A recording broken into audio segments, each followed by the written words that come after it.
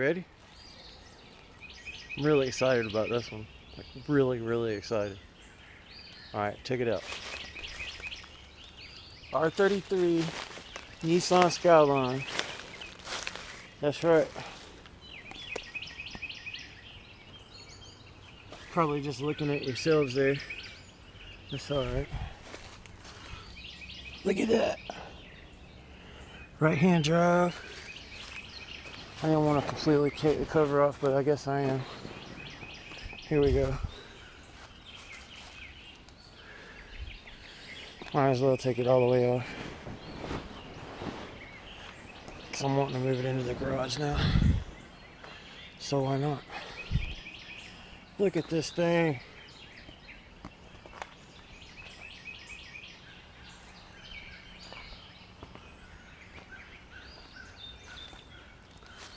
Needs a little bit of work.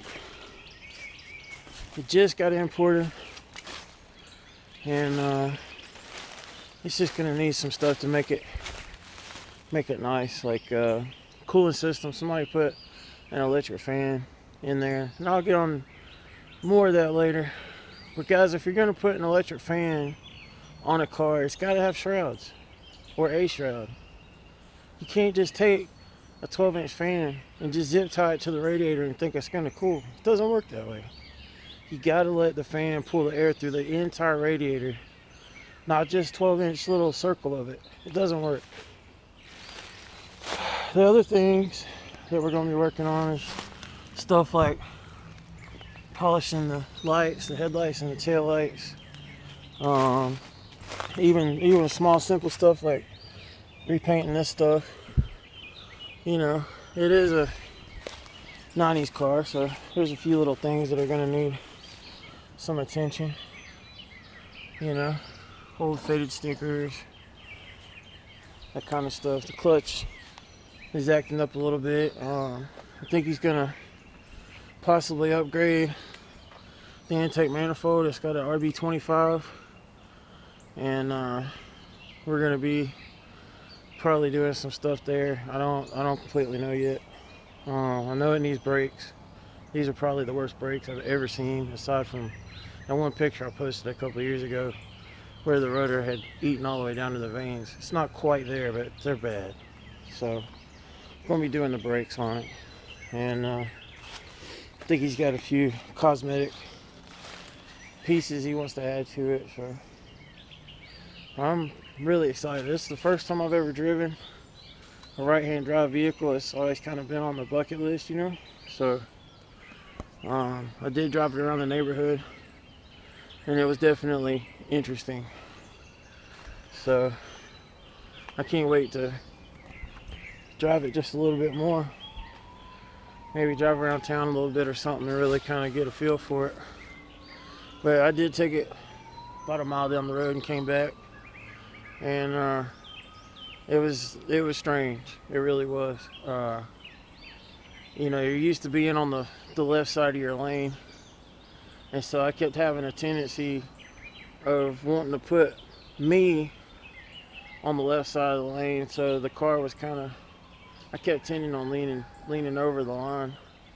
So it took a little thinking to get used to it, and of course it's a manual, so shifting with my left hand, which for me wasn't that awkward because I'm left-handed. So but it's definitely something that would take some getting used to. But anyway, just wanted to show you guys this thing real quick. All this is basically just a kind of like a teaser video. There'll be more content on this next week. So the time that the R32 debuted, drifting started taking off, and Nissan had a Skyline for that too. The GTS-T was basically the same as the GTR, but it was rear-wheel drive, which means it's good for skids. Around the corners, licking it. The R32 kicked off the 90s, which is the golden era of Skyline. R33 and R34 that followed only cemented the dominance of Godzilla. The changes between these three generations are minimal. They lightened up the front end, improved structural rigidity, moved the battery to the back, made the high-cast electric, and improved aero as well as update the cosmetics. This is the Skyline we fell in love with. This is the car that made it a legend. This is the reason for Brian O'Connor / Spillner. This is what many people picture when they hear GTR. During this time, Nissan made a number of low-volume, high-performance variants of the GTR. Nismo, Nissan's racing division, turned the R33 into the 400R, a 400-horsepower GTR. Later, the R34 got the M-Spec and V-Spec Neuro editions. Now it's the late 90s. R32, R33, R34 have made the GTR a legend. People are importing them to the UK, to Australia, to New Zealand. But if you live in the States, you can't have one unless you're Paul Walker. Dude, I almost had you.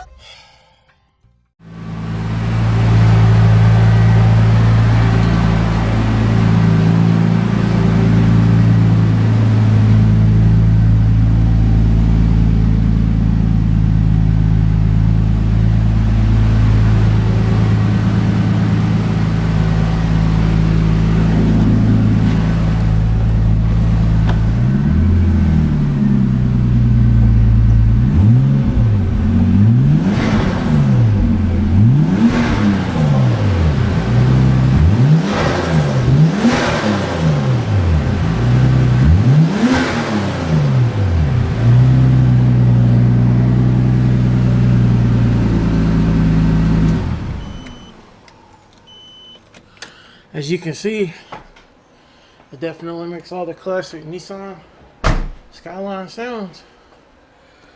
I like it. It's pretty neat. Y'all stay tuned. Subscribe. Hit the like button, all that good stuff. We'll see you later.